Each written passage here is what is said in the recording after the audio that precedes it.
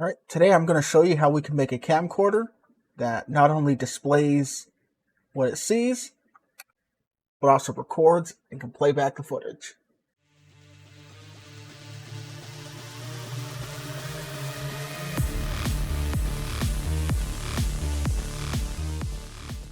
Alright, so this is my basic scene here. I just have 3 cubes to show us that we can be moving around. I have a floor, which of course, it's a floor, so it's a static object, right? A static body.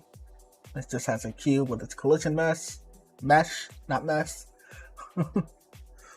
My player is just a capsule with its own collider. That way we can move around on the floor.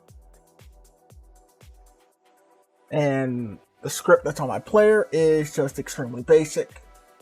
Right, it's just our basic movement. You see the same thing in the third person camera or the third person video.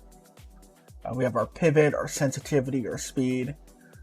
The player's got a camera, it's got a pivot point, and we just have our movement for the camera and our movement for our actual capsule. Right, so nothing special going on there. Now, the main thing that we're going to have here is going to be the actual camera. Now, you might have a camera model. I don't. So I just went ahead and created mine out of CSG meshes. And you can see it is flickering here a bit, and that's just because here on the camera, I have increased the exposure a bit to 1.5 from 1.0 in the multiplier. When you change that, it flickers a bit. And the reason I did that is if you take a look at the screen here, that's getting the viewport texture. Hopefully I remember, and I'll put that in an info card at the top right of how to do this. This is from the mirrors and camera videos, or video I should say, if you want to know how to display a camera feed like this. And you see as we increase this, the screen gets brighter and brighter, so this is going to allow us to see our screen a little more realistically, right? Because we're going to be able to see it in the dark, or if we're in the shadows. So I just went ahead and increased that a little bit. All right. So if you're going to make your camera with CSG meshes, it's not necessarily recommended at the end of the day, just because they're CSG meshes, but they are such basic shapes that you could probably get away with it if you needed something super basic like this. And if you don't know how to use these, you just use a CSG combiner here at the top, and then all your CSG meshes down here are going to be merged into one, and you'll have an operation property in the inspector. Union is going to add it together, and intersect is going to only show the parts that overlap, and subtraction is only going to show the pieces that get removed. So for example, if I go to this piece here, right, if we take a look, it's this piece. If I were to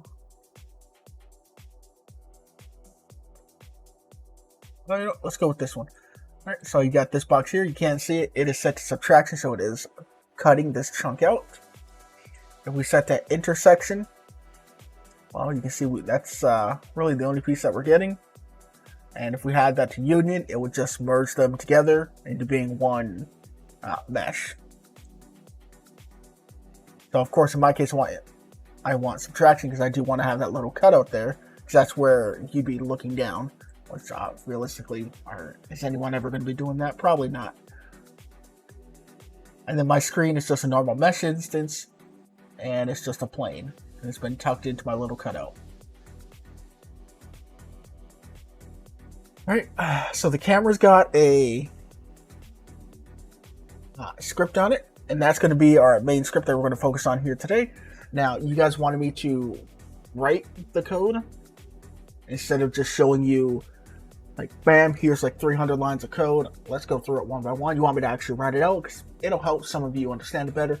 That would be great. So we're going to go through with that. So I'm going to remove the code off of there so we can write it. And we're also going to address the issue here because in our mesh setup, we have our sub viewport and our camera, just like you would want again from the mirrors and monitor video. But if you would notice, the camera actually will not move when, like the actual camera 3D here for our feed is not going to move. So we actually have to manipulate and move that in code. All right, so I'm going to go ahead and just go over to my script, pull all the contents out, and we'll start writing. I'll buckle in because this is quite a lot of code, so probably going to be here for a good bit. All right, so I pulled all of the code out. What I should put back in there is our extend CSG combiner. And the first thing we're going to do is we're going to have some properties, some variables in here.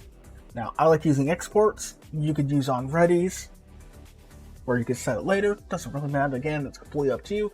It's your code. But I'm going to use exports for this.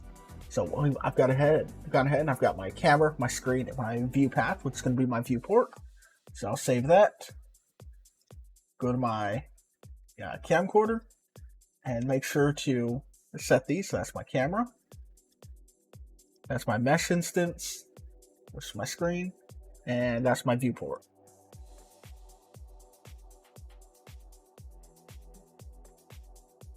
So we have our basic portion set up here. If I move this around, you can see we should have always had our screen set up here, but we've got our screen set. Oh, and I will take note here, I am using a marker 3D that I have moved up just in front of the camera. In fact, I think I'm going to move my marker up just a little more. Now, this is personal preference. This marker is where your actual camera is going to be recording from. And based off being a 75 FOV, I've gone ahead and I've just moved up a little bit. Of course, realistically, you'd probably have it directly in front or maybe back here a bit. But yeah, I'm just going to move mine up a little bit so it's a little closer than the intro video. And you can see with it back as far as I've got it currently, it's actually catching my hinge here and my screen a bit. But again, that'll all be fixed when the camera's actually positioned with the marker where I want it when we get into the code. But again, for now, we just have our export set up. And we're going to need a few more. We're going to have some recording settings that you can play with. So we're going to have a max recording seconds, right? So the longest you can record for. So if you only want the player to be able to record 5 seconds or 60 seconds, 30 seconds, whatever you want, you can go ahead and put that in here. I'm using 10 seconds. The recording FPS, I've got it set to 24 as our default here. Of course, you can always change this in the inspector to whatever numbers that you want, but 24 is the standard when it comes to like filming. So if you want to change this and have 100, you can do that. That's completely up to you. You can also set this if you want to have it to look like a terrible camera. You can set it down to like 3 or 7 or something. That's up to you to set, but I'm just using 24 as the base here again because that is a filming standard that we typically watch movies and that in. Next up is always new recording is set to true. Now this is up to you. We've got a note here. Now if you set it to false, then it will continue the previous recording. So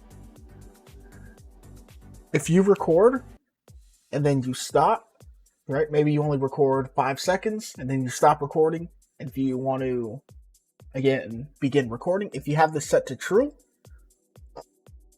then we're going to create a brand new recording every time we try to start. If you set it to false, then it's going to continue recording until we've used up all 10 seconds.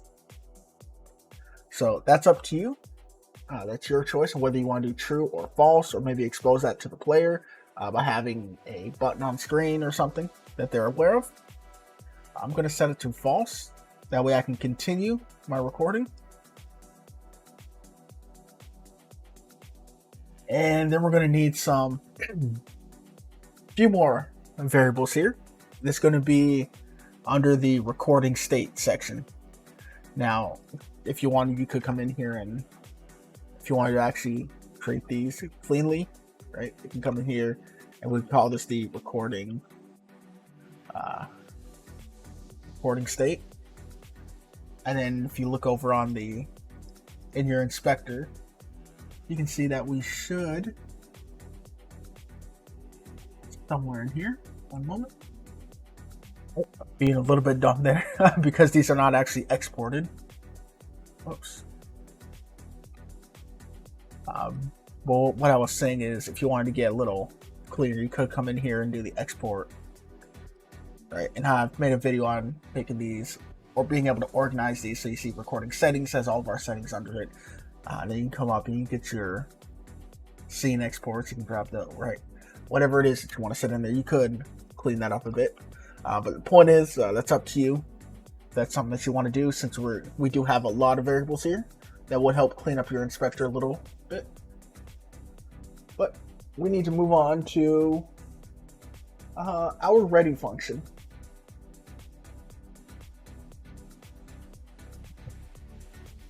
All right.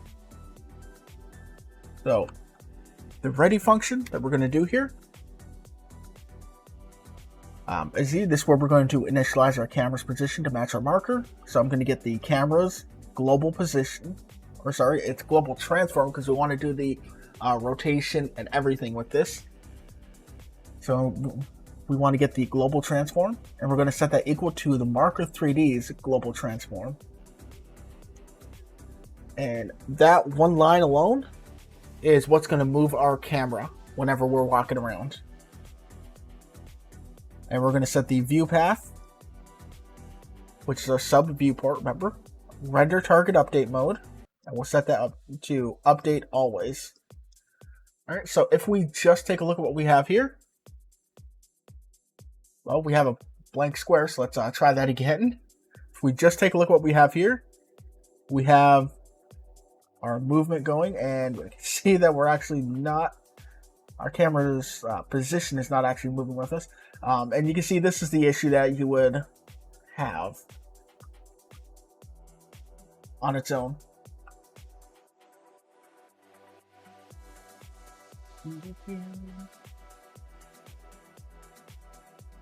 And this is just because, if you remember, we set the position, but we're not actually updating it yet.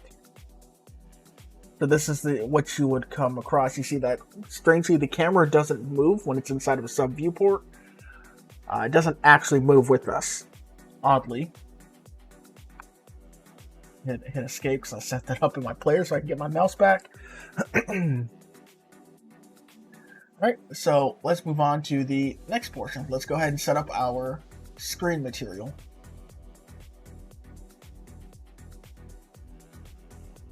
So to set up our screen material here, I'm getting my screen material, which is standard material 3D new. I'm setting the albedo color to just be all white and visible. I'm setting emission to be true, and I'm setting the emission energy here to 0.8. So that is going to darken it up just a little bit, just a tad.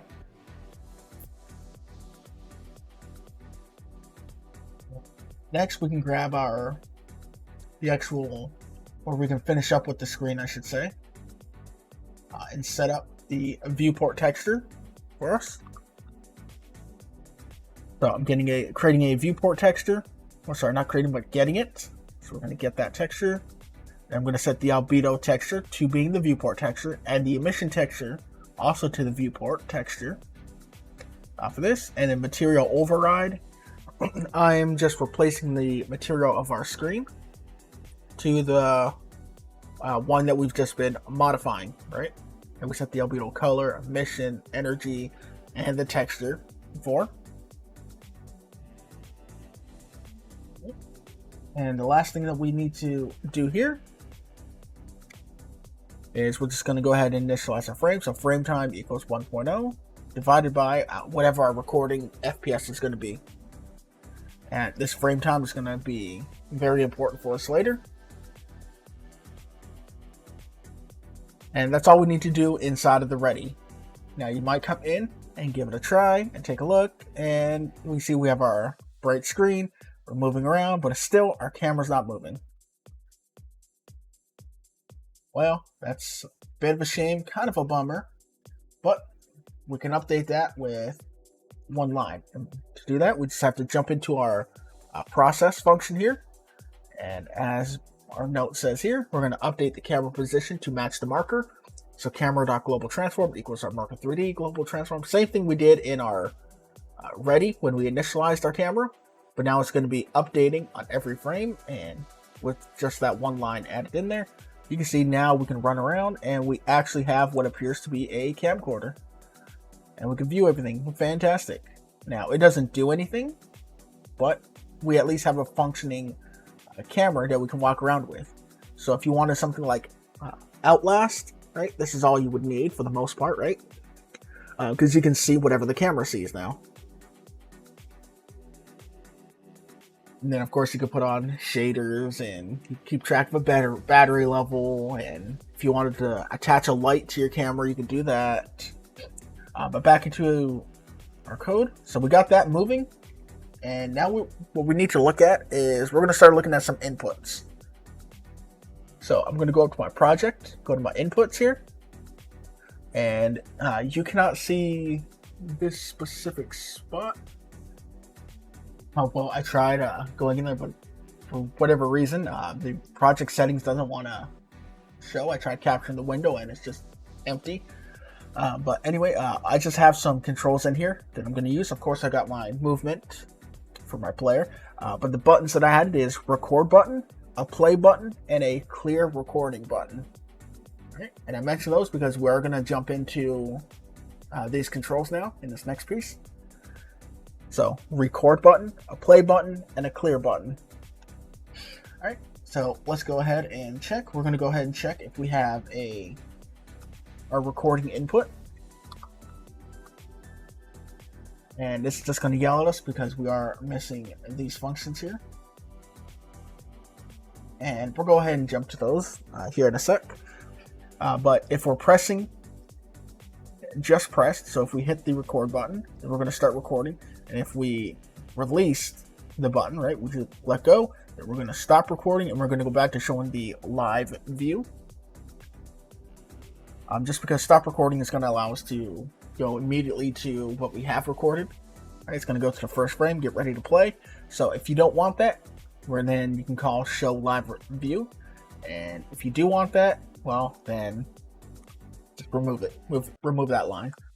As one of those things that's going to be optional, up to you and what you want to do. Now for the actual recording portion,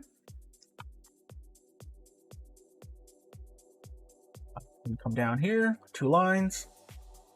For the actual recording portion, we're going to check if is recording, and if recording elapsed plus equals delta.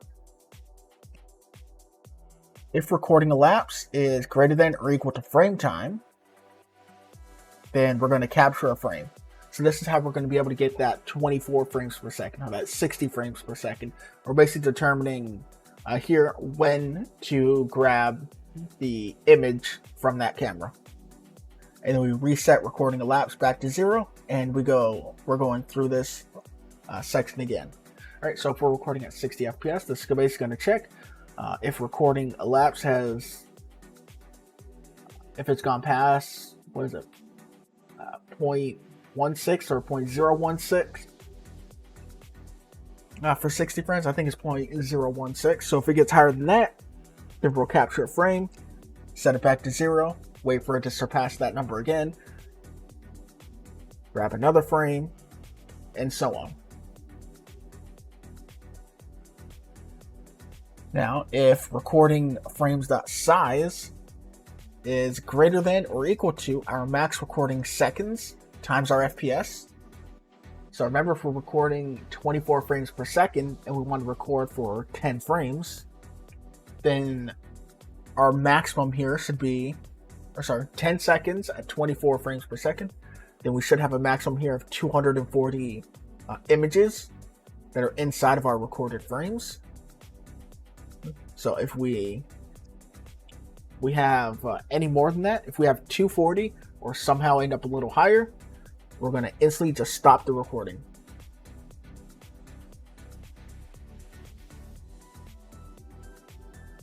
Now, this the process function here is handling a lot for us. Good bit, but we only have one piece left for us.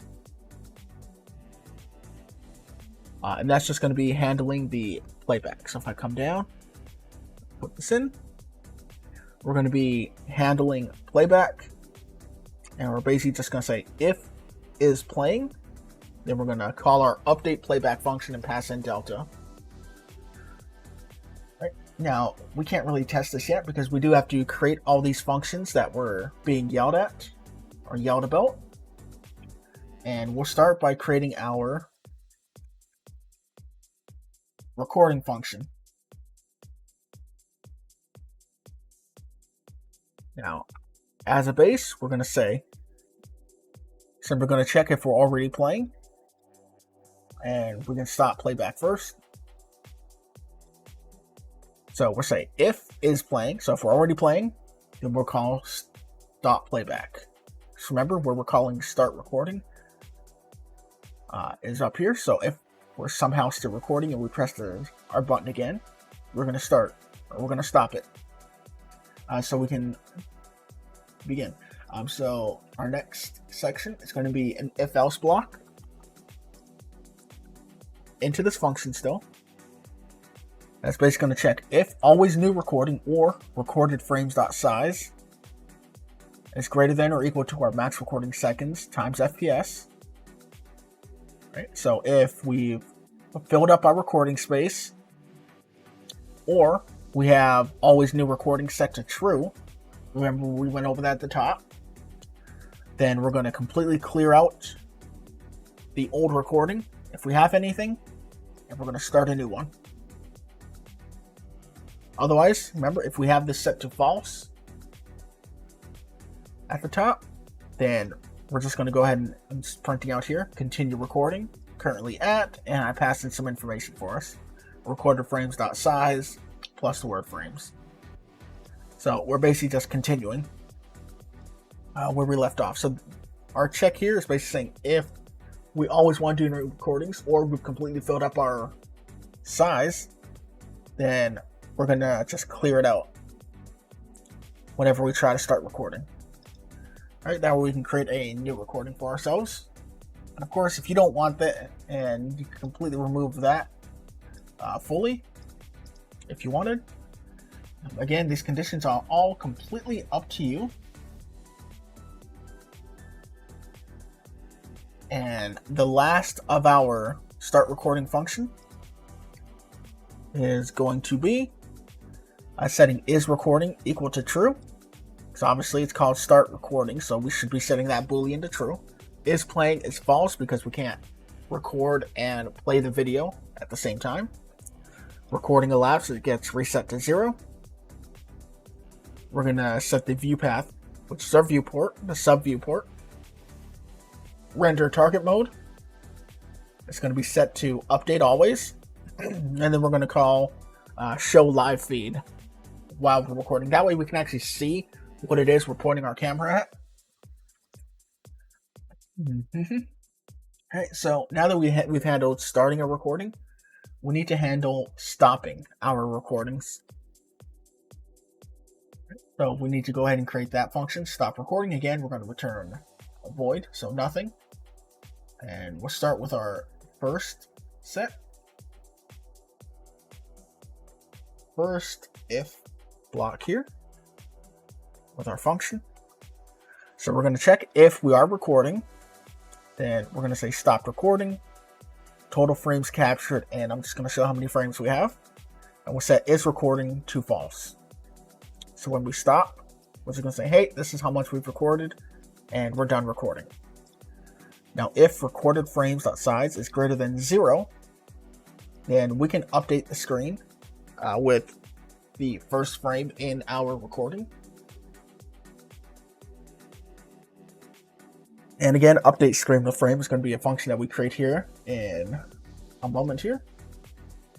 But the last thing we need for our stop recording is just going to be a small else block. And remember that else is going with if is recording.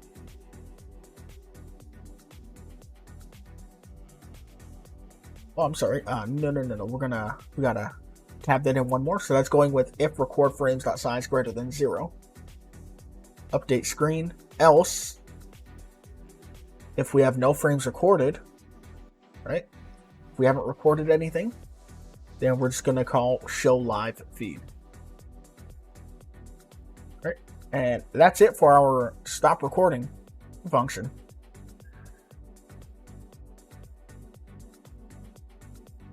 So now I have a clear button so I can delete my recording. So if I record 5 seconds and I'm set to continue recording, I can just delete what I already have and start again.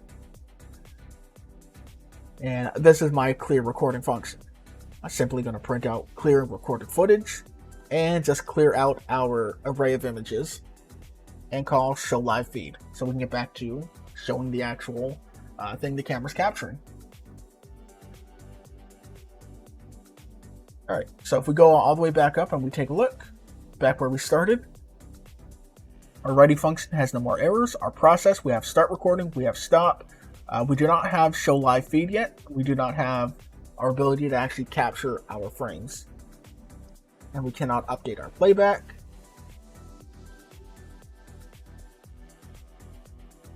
And we do need to do a stop playback. We do have stop recording, but not stop playback.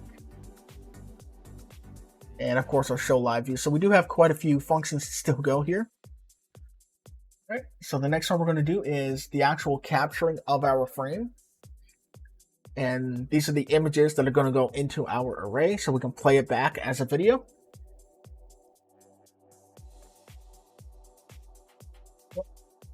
And do the first part here. Try and keep this as much sense as we'll make it, right? So capture frame is going to be our function.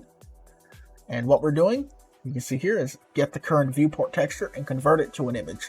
So we're basically going to grab whatever is being displayed here, right? Whatever this camera is seeing, we're going to grab whatever it is, grab that information, and store it as an image. All right, so we're going to create a new variable, img. This is an image, and we're just getting that sub viewport, grabbing the texture, and getting the image out of it.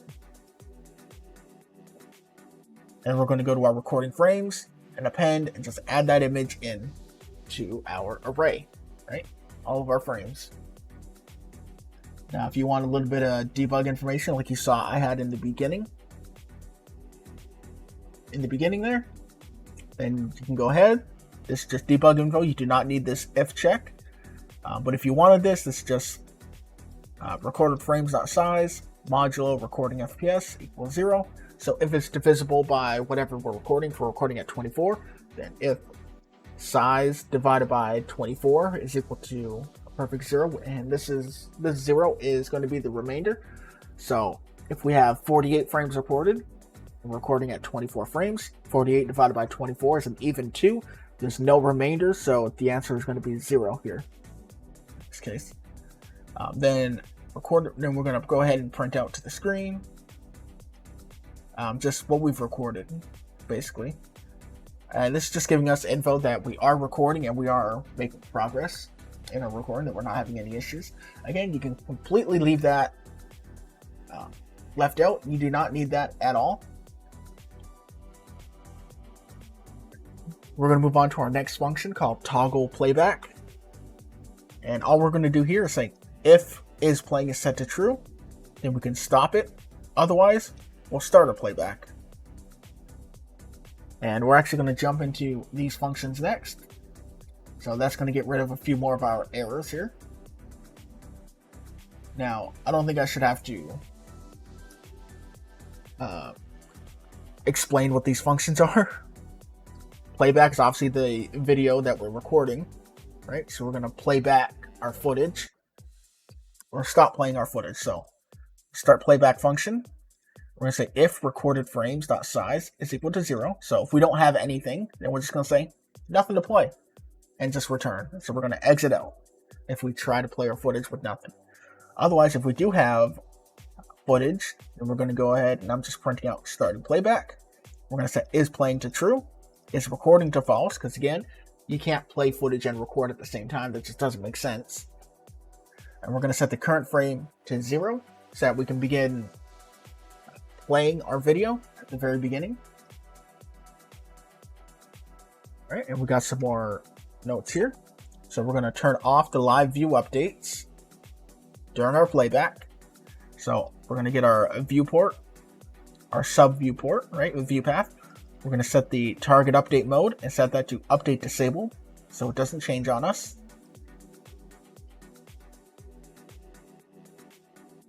Go ahead and show the first frame immediately.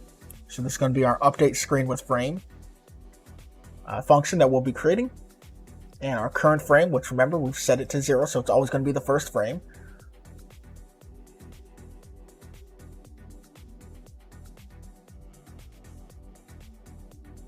And that's all we're going to need for here, because this update screen is going to do all the actual displaying like a video for us.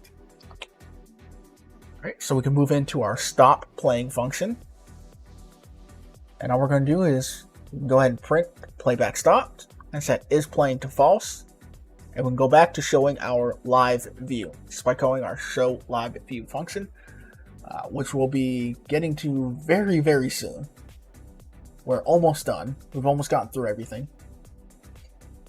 All right, so the next thing we're going to do is we're going to update our playback.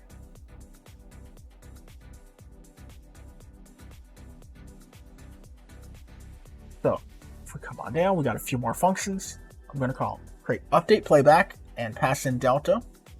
So if you remember, if we come all the way back up here to our process, here's where we're calling it. So we're handling the playback here. So if is playing is true, then we're going to update it and pass in delta. All right, so I'll go back down to that function so we can start handling that. So we're doing recording elapsed plus equals delta. Recording elapsed greater than our frame time. Then recording elapsed sets to 0. Current frame plus equals 1. All right, so we're updating our actual frames, or the current frame here, so that we can always update what's being shown. And we need to be able to also handle if we've gotten to the end of our footage, then we can loop back to the beginning. So we're going to say if our current frame is larger than the frames that we have, so if we've recorded 10 seconds at 24 frames per second, we've only got 240 frames.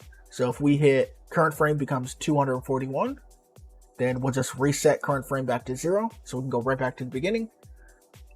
And as you see here, we have a note here. Alternatively, stop at the end. We can just stop playback at the end altogether. Otherwise, if you don't have that, then we comment out both of those, stop playback and return, then the footage is going to play to the end, and then it's just going to restart and just keep playing on loop. I don't want it to play on loop, so I'm calling stop playback and return after we reset that frame. But that's one of your decisions to make, if that's what you want to have or not. And the last piece that we need for this function is going to be, now keep in mind the indentation levels here. This is the same level as our loop, right, when we reset it. So everything is inside of if recording elapsed greater than or equal to frame time. And we're just calling update screen with frame and passing in that current frame number. All right, so we're finally going to get to this function that we keep using, this update screen with frame. All right, let's go ahead and create this magical function that we keep alluding to, but we haven't seen yet. All right, so this function, update screen with frames, it's going to take an argument of a frame index as an integer, obviously, and we're always passing in that current frame. And you can see what we're doing here is we're creating an image texture from the recorder frame. So we're grabbing the image, right, the frame out of our we're grabbing the image that we recorded out of our viewport, and we're turning it into a texture, effectively, that we can use. So var texture, this is an image texture, and we're setting it equal to image texture dot create from image, and we're just passing in our recorded frames and whatever the current frame is, our frame index. All right, so we can get the if we're on frame 1, we're going to get that image, turn it into a texture so that we can use it. Then we'll go on to frame 2, grab that image, turn it into a texture that we can use. Frame 3, we'll grab that image, turn it into a texture that we can use, and so on, all the way until we've gone through all, in this case, 240 frames. Now what we need to do is actually update our camera screen. Right, I'm going to get my screen material, and if you remember, we do have that set up for us. Remember, that's a variable that we had at the top, and that we set up in our ready function. Right, so we're just going to grab our screen material, grab the albedo texture, and set that to the texture we just created, so that we can basically show this image on the screen. And then I'm just going to do the same thing with the emission texture to display that. So now we can see each frame effectively, right? So with this, if we're recording, we stop. We can now display each frame onto our screen one by one.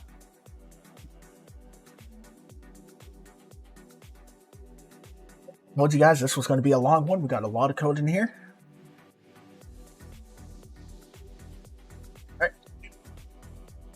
So what do we have left? We still have one function left. That's all we got. No, sorry, 2 functions to go. So we need the actual show live view that we keep calling. So we're going to create this function, and we're just going to re-enable the viewport updates. So our view path, which is our sub viewport, render target update mode, and set that to back to update always.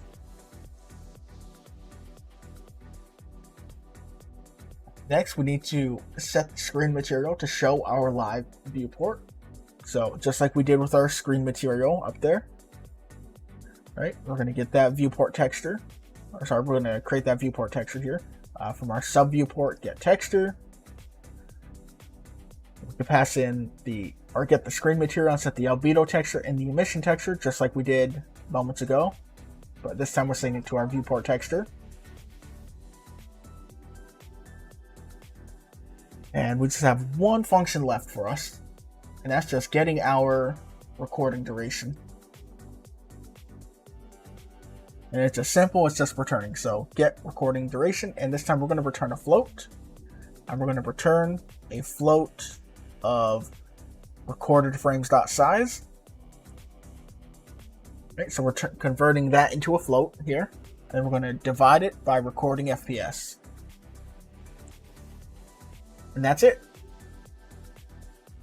We have all of this set up. You can see in our mini map here, there's no more red marks as we go up. You have all of the notes here, so if you wanted to go back, take a look, you can. And if we play this, we're in the wrong scene. So I'll go to my main scene and play this. And you see there's our live viewport, which we had before. And it is moving with our camera because of the marker 3D. And updating the global transforms, and my recording gets set to right click. So if I click that just one time, you can see we continued at frame 0 and we stopped. We were captured 2 total frames, which is a little strange. And if we hold that button down, we're going to keep recording this whole time, and you see it counting up with our frames, how much we've recorded. If I stop, I'm at 6 seconds, right? I'm going to come over here and I'll continue. And you can see there's 7, 8, 9, 10. And once we hit the cap, it stops recording and it tells us that we've captured all 240 frames. I hit my playback button.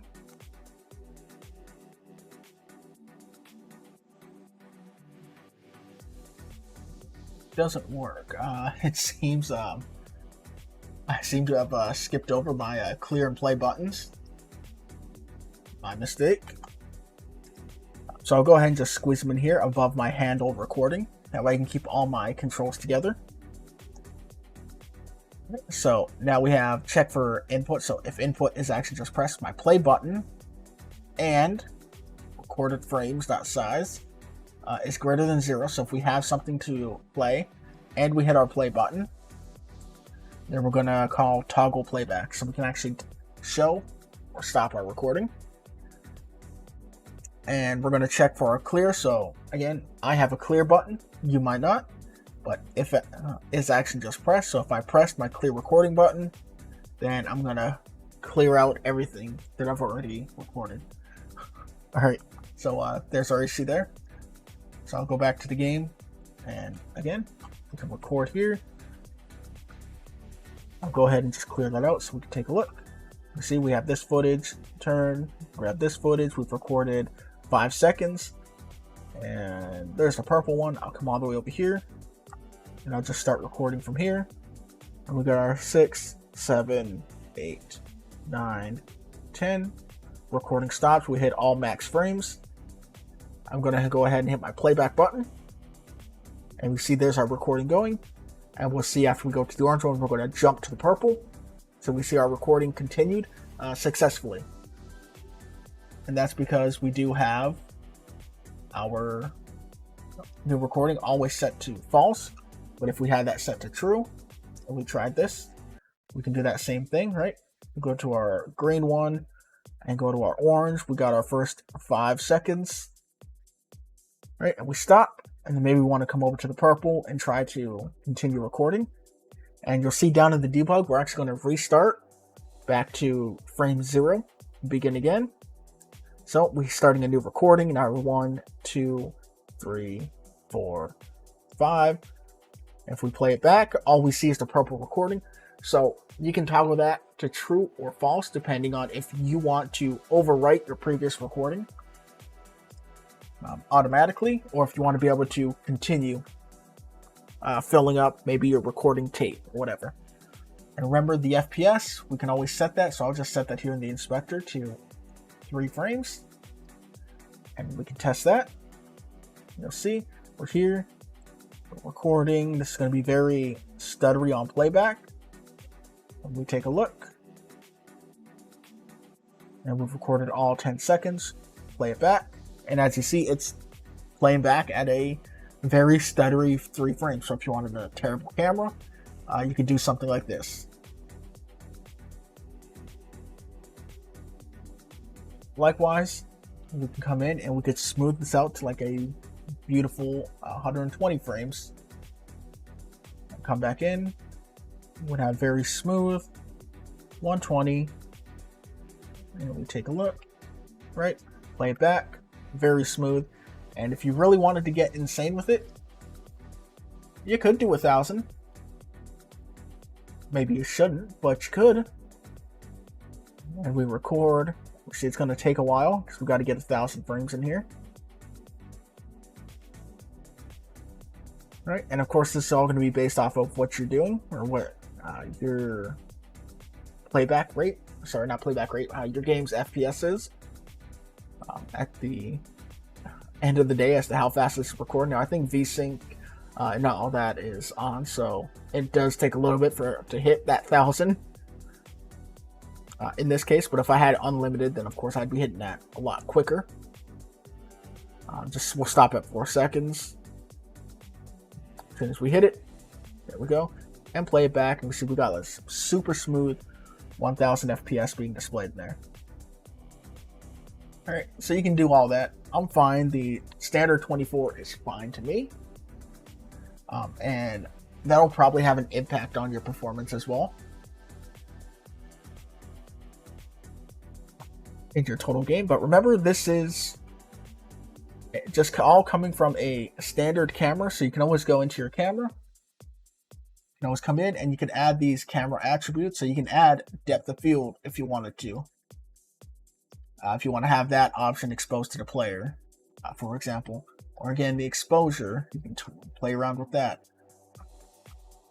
if you want. You can have the auto exposure. So if you want, like, that was terrible, my apologies. So if you want to have something like that, if you want to have a custom environment going on inside of yours, so if you want to have like SDFGI, simply on the camera for whatever reason, you can do that. Right? If you want to have glow, volumetric fog, any other adjustments, tone mapping, right? Maybe your camera is AGX, that's new, right? You can go ahead and put that in.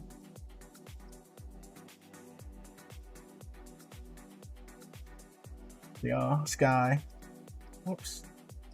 All Right, we can, right, whatever we want to put in there. You can go ahead and mess around with all of that. Just like you can with a regular camera for your games. You can go ahead and mess around with all of these things.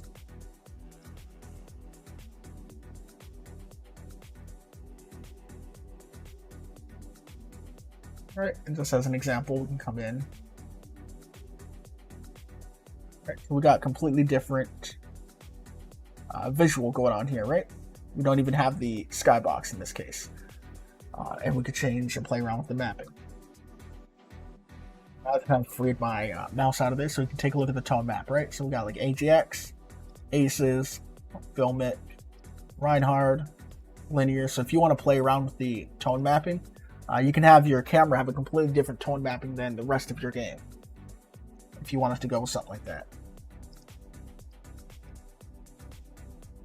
Of course, you know, you can go into, like I said, you can go into all of this stuff if you wanted to, but there you go. All that stuff is going to be completely up to you and how you want to actually customize your camera itself. But there's the code and how we set that up so we can actually have a camcorder as we move around with a record button and be able to play back the footage on our camera. Alright, this is a very long video. I'll try to remember to put timestamps in. But with that, take care, have yourselves a good one, and hopefully you guys found this interesting or useful. Maybe? I know this is something unique for this. I've never seen anything like this for in the Godot engine, so maybe that'll play out well for the channel. Alright, take care, have yourselves a good one, and I'll see you guys next time.